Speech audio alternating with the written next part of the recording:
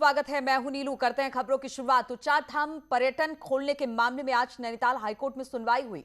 सुनवाई के दौरान हाईकोर्ट ने पर्यटन सचिव के जवाब से संतुष्ट नहीं हुआ और कहा कि अंतिम समय में निर्णय से दुष्परिणाम सामने आते हैं। कुंभ के अंतिम चरण में निर्णय लेने पर खराब हुई थी व्यवस्था। कोर्ट ने कहा कि 21 जून से पहले सरकार इस पर फैसला ले और 23 जून को शपथ पत्र के साथ पर्यटन सचिव को मौजूद रहने का आदेश भी दिया है। साथ ही हाईकोर्ट ने कहा है कि अगर चार धाम खोल रहे हैं तो श्रद्धालुओं के खाने रहने की व्यवस्था है।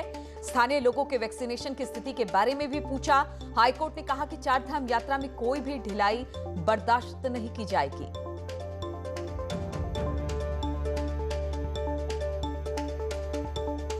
टूरिज्म की ओर से एफिडेविट फाइल हुआ था, कोर्ट उसे संतुष्ट नहीं दिया और कोर्ट ने ये कहा है कि 21 तारीख से पहले गवर्नमेंट ये निर्णय करे कि उसको चारधाम यात्रा अगर करानी है फेज वाइज तो वो व्यवस्थाएं कैसे करी जाएंगी, मेडिकल की व्यवस्थाएं कैसी होंगी, स्थानीय व्यापारियों के लिए, साधुओं के लिए और जो पुजारी हैं उनके वैक्सीनेशन की स्थिति क्या है, इस सब के बारे में चाक चौबंद व्यवस्थाएं कैसे हों, गवर्नमेंट इसके बारे में एफिडेविट फाइल करे। और कोर्ट का कहना है कि अगर अंतिम समय पर निर्णय लिया जाता है तो कुंभ की तरह जो व्यवस्थाओं का अनुपालन है वो नहीं हो पाएगा। इसलिए कोर्ट ने डायरेक्ट किया है कि सरकार अनिर्णय की स्थिति न रखे, कोई ढिलाई न करे और समय से निर्णय ले और समय से व्यवस्थाएं करे चारधाम के संदर्भ में। तो समय से व्यवस्था होनी चाहिए, क्योंकि जिस तरह से कुंभ में देखने को मिला था, यहां पर अव्यवस्थाओं का आलम था। इसको लेकर किसी तरह की कोताही ना बरती जाए। कोविड अभी खत्म नहीं हुआ है, इसलिए हाईकोर्ट ने इस पर संज्ञान लिया है। हाईकोर्ट ने पर्यटन सचिव के बात से वो संतुष्ट नहीं हुए। शपथ पत्र के साथ पर्यटन सचिव को एक बार फिर से मौजूद रहने की बात उन्होंने 23 जून को कही है। हम आपको बता दें कि कोर्ट ने कहा है कि 21 जून से पहले सरकार इस पर फैसला ले कि चारधाम यात्रा किस तरह से शुरू की जाएगी। 23 जून को शपथ पत्र के साथ पर्यटन सचिव को मौजूद रहने का आदेश दिया। साथ ही हाईकोर्ट ने कहा कि अगर चारधाम खोल रहे हैं तो फिर श्रद्धालुओं के खाने पीने रहने की क्या व्यवस्था है, इस बात को भी कहा जाए, बताया जाए। स्थानीय लोगों के वैक्सीनेशन की स्थिति के बारे में भी कोर्ट ने पूछा। हाईकोर्ट ने कहा कि चारधाम यात्रा में कोई भी ढिलाई बर्दाश्त नहीं की जाएगी और इसलिए सरकार चारधाम यात्रा खोलने से पहले ही बताए कि वहां पर किस तरह की व्यवस्था है, तब जाकर चारधाम यात्रा खोली जाए। और हरिद्वार कुंभ में कोरोना टेस्ट को लेकर हुए फर्जीवाड़े के मामले में नया खुलासा हुआ है। कुंभ के दौरान महज 2 लैब ने करीब 1 लाख से ज्यादा टेस्ट कर डाले, जबकि जांच में कुल 22 लैब शामिल थी। अब इसके बाद बाकी लैब भी जांच के दायरे में आ गई है, जबकि इन लैब में MOU करने वाली संस्थाएं भी अब जांच की रडार पर है।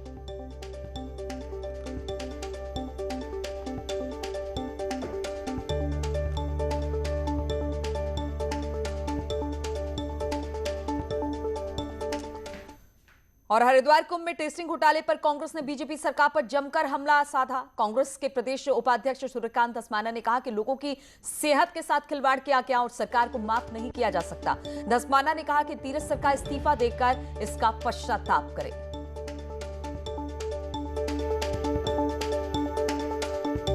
तो कुंभ में कोई गड़बड़ नहीं, कुंभ के आयोजन में गड़बड़ है और कुंभ के आयोजक राज्य की सरकार होती है।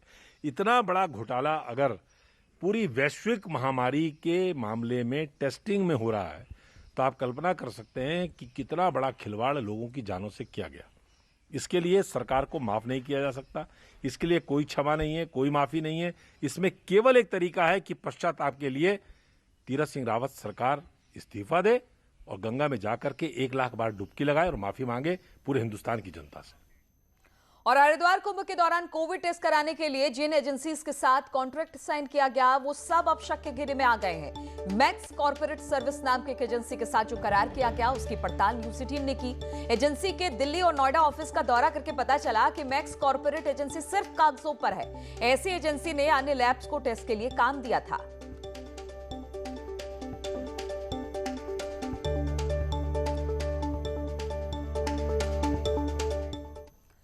दरअसल 31 मार्च को उत्तराखंड हाईकोर्ट ने सरकार से साफ कहा था कि वो कुंभ के दौरान कम से कम 40,000 टेस्ट रोजाना करवाए। कोर्ट के फरमान के बाद स्वास्थ्य विभाग हरकत में आया, उसे अलग अलग संस्थाओं के साथ अनुबंध किया। कुंभ के दौरान करीब 4 लाख टेस्ट किए गए और अब टेस्ट रिपोर्ट्स की प्रामाणिकता को ही लेकर सवाल उठ रहे हैं। दरअसल ये खुलासा तब हुआ जब पंजाब के फरीदकोट में रहने वाले विमल मित्तल के मोबाइल पर एक मैसेज आया।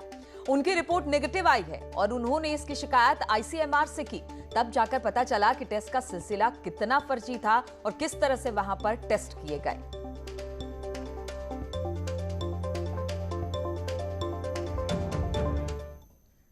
और अब बात सीएम के दिल्ली दौरे की करें तो दिल्ली दौरे पर है सीएम तीरथ। उत्तराखंड प्रभारी दुष्यंत गौतम से उनकी मुलाकात हुई है। सीएम तीरथ ने मुलाकात की है दुष्यंत गौतम से। संगठन से जुड़े मुद्दों पर उनके साथ चर्चा हुई। सीएम ने दुष्यंत गौतम से चर्चा की, संघ पदाधिकारियों से भी मुलाकात की है। तो कई मंत्रियों से भी मिले हैं और आज उत्तराखंड प्रभारी दुष्यंत गौतम से सीएम की मुलाकात हुई है और कई मामलों पर इनसे चर्चा हुई। और केदारनाथ आपदा को करीब 9 साल हो गए हैं। केदार नगरी को दोबारा स्थापित करने की कोशिश जारी है, लेकिन कुछ मुद्दों का हल अब तक नहीं निकल पाया है। और ये रिपोर्ट हम आपको दिखाएंगे, लेकिन इस वक्त हम आपको सुनाते हैं सीएम क्या कुछ कह रहे हैं विभाग से, हर मंत्रालय से, और उसको हम आगे बढ़ाएंगे, काम करेंगे। सर नमस्कार। जो सर वो टेस्ट की जो बात करें, कुंभ गया तो सीएम को हम सुन रहे थे, दिल्ली दौरे पे है और पूरी बाइट कुछ देर में उनकी पूरी सुनाएंगे आपको, लेकिन हम रिपोर्ट आपको दिखाना चाहते हैं किस तरह से 9 साल हो गए हैं केदारनाथ की आपदा को, लेकिन केदार नगरी को दोबारा स्थापित करने की कोशिश जारी है, लेकिन कुछ मुद्दों का हल आज भी नहीं निकल पाया है।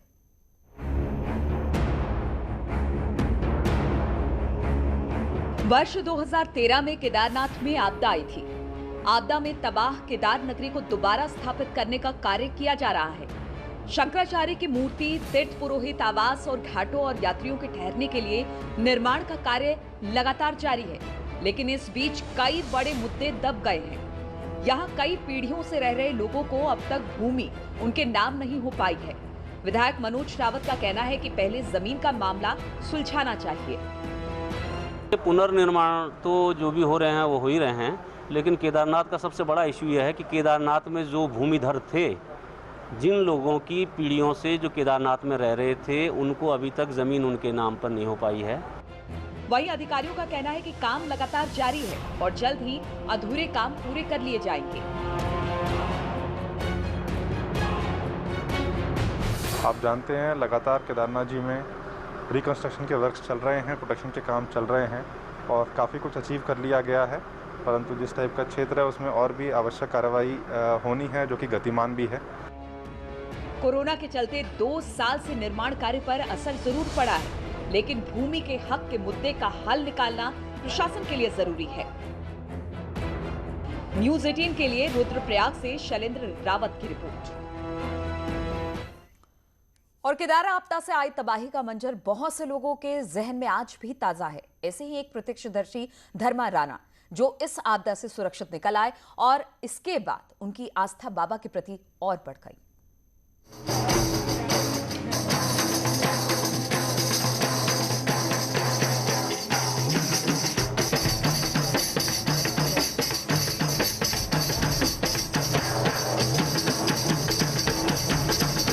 दो 2013 में आई केदार आपदा ने पूरे इलाके को तहस नहस कर दिया था और सैकड़ों लोग इस तबाही के गवाह बने। ऐसे में एक प्रत्यक्षदर्शी है धर्मा राणा, जो कि नेत्रहीन है और आपदा के दिन केदारनाथ में मौजूद थे। धर्मा देखने में असमर्थ जरूर थे, लेकिन उन्होंने जो महसूस किया वो भयावह था। मुझे रात को एक सपना हुआ, एक ने कहा, एक बुढ़े ने कहा, बेटा तू जो है यहाँ इसको जहाँ तू सो रखा है खाली कर देना। मैं सुबह वहाँ से जैसा उन्होंने कहा वैसे मैंने मन में कल्पना की, मैं वहाँ से काले कमरे में निकल गया। तो जैसे उन्होंने कहा था वो जहाँ मैं सो रखा था वो पहले सबसे पहले वही गया और काले कमरे धर्मशाला का जो है नीचे का पोजीशन साफ हो गया था, खाली ऊपर बिम में खड़ा हो गया था, हम उसी में खड़े थे। अब होता वही है, जाको आके साइयाँ मार सके ना कोई। धर्मा राणा इस आपदा से बच निकले, जिसके बाद बाबा में उनकी आस्था और बढ़ गई और कोरोना को खत्म करने के लिए भजन गाकर बाबा से मन्नत मांगते हैं।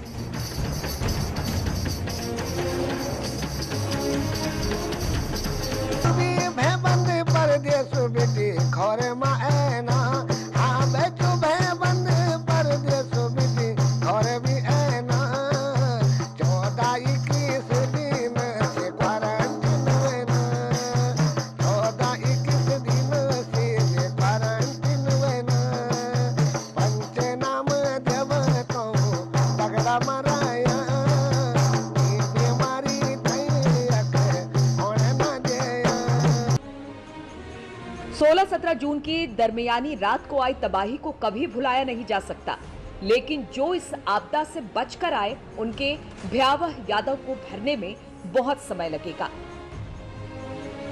न्यूज़ 18 के लिए रुद्रप्रयाग से शैलेंद्र रावत की रिपोर्ट। और पिछले 2 दिन से लगातार हो रही बारिश का असर अब चंपावत जिले पर भी दिखाई देने लगा है। चंपावत टनकपुर पिथौरागढ़ हाईवे 15 घंटे से बंद है, तो वहीं 20 से ज्यादा गांव का सड़कों का मुख्यालय से संपर्क कट गया है। 10 से ज्यादा घरों की दीवार गिर जाने से पानी घरों में घुस आई है। वहीं लोहाघाट पार्किंग में 2 कारों के ऊपर मलबा गिरने से नुकसान हुआ है। परेशान लोगों ने आपदा प्रबंधन को सूचना दी, लेकिन ग्रामीणों का आरोप है कि आपदा टीम मौके पर नहीं पहुंची।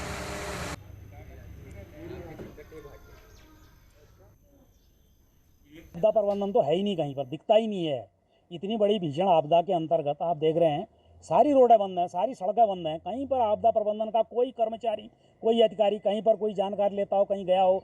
जैसे आप बता रहे हैं कि नेशनल हाईवे जो है 15 घंटे से बंद है, लोग फंसे हुए हैं चारों तरफ से और हाहाकार मचा हुआ है, लोग परेशान हैं। कहीं आपदा प्रबंधन की कोई टीम कहीं पर नहीं दिखती है, कहीं दिखती नहीं है कि है या नहीं है। ये मैंने गाड़ी खरीदी है, कर्जा बीजा करके गाड़ी खरीदी है और मैं कोई वैसे ज़्यादा पैसे वाला आदमी, गरीबी आदमी हूँ।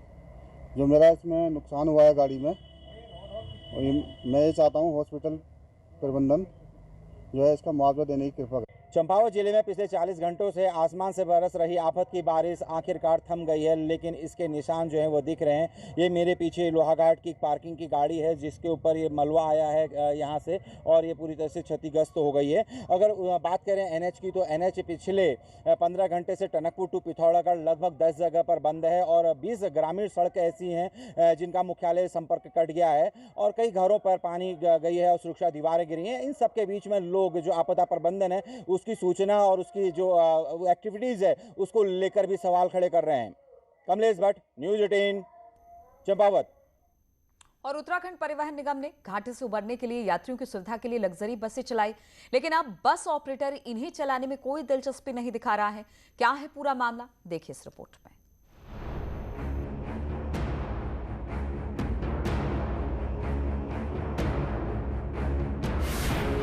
350 करोड़ से ज्यादा के घाटे में चल रहे परिवहन निगम ने घाटे से उबरने के लिए प्राइवेट ऑपरेटर से अनुबंध कर राज्य में कुछ रूट पर लग्जरी बसें चलवाई, लेकिन 2020 में निगम ने प्रॉफिट रेशियो खत्म कर खुद रखने की पॉलिसी बना दी। इसके बाद अब प्राइवेट ऑपरेटर बस चलाना नहीं चाहते। हमारे प्रबंधन की ये कमी है कि उन्होंने वोल्वो की व्यवस्था नहीं की, नहीं तो यात्रियों की लगातार मांग थी कि अधिकतम वोल्वो चलाए जाएं और दूसरे मार्गों पे भी वोल्वो शुरू की जाएं। और यहाँ तक भी आई कि मसूरी का भी सर्वे कराया, लेकिन हमारा प्रबंधन जो है वोल्वो का इंतजाम नहीं कर पाया, जो कि दुखद है। फिलहाल जो गाड़ी है उनमें हमारे पास जो कंपनी है दूसरी, टेंडर हमने 20 का दिया था मगर हमें फिलहाल 6 का परमिट मिली है, तो भाई 6 गाड़ी ऑपरेट है इस टाइम। वहीं निगम का कहना है कि बसें मुनाफा देती हैं, लेकिन यूटीसी पहले से ही घाटे में है, इसलिए वोल्वो बसों को खरीद नहीं पाया, जिसके चलते प्राइवेट ऑपरेटर के भरोसे ही है। इसमें जितना फाइनेंशियल पोजीशन है यूटीसी की, आप जानते हैं कि उसमें जो क्राइसिस है और मेंटेनेंस और उस या जो आपके इन्वेस्टमेंट्स होते हैं वन टाइम इन्वेस्टमेंट बड़े, तो उन सब में हमारे जो फंड्स के कंस्ट्रेंट्स हैं या फाइनेंशियल इश्यूज़ हैं उसके चलते ये जो मॉडल है बेटर मॉडल है। उसमें अगर आप कॉन्ट्रैक्चुअल बेसिस पे भी लेते हैं तो प्रॉफिटेबल तो हैं ही, वो सारी रूट्स भी प्रॉफिटेबल हैं और गाड़ियाँ भी प्रॉफिटेबल हैं। परिवहन निगम ने घाटे से निकलने की कोशिश तो बहुत की, लेकिन फिलहाल लग्जरी बस का प्लान फ्लॉप ही नजर आ रहा है। न्यूज़ 18 के लिए देहरादून से भारती सकलानी की रिपोर्ट। और अल्मोड़ा के आपदा प्रभावित 15 गांवों के 156 परिवारों का विस्थापन 1 दशक से नहीं हुआ और बारिश होते ही इनकी परेशानी बढ़ जाती है। कई लोग वर्षों से सरकारी भवनों में रह रहे हैं और विस्थापन की फाइलें दून से दिल्ली तक चक्कर लगा रही है। रेला कोट के 4 परिवारों को विस्थापन के लिए बजट मिलने से दूसरे लोगों ने भी उम्मीद लगाई। सेराघाट के खैर खेत के 4 परिवार 1 दशक से सरकारी भवन में रह रहे हैं, लेकिन अब तक उनका विस्थापन नहीं हो पाया है।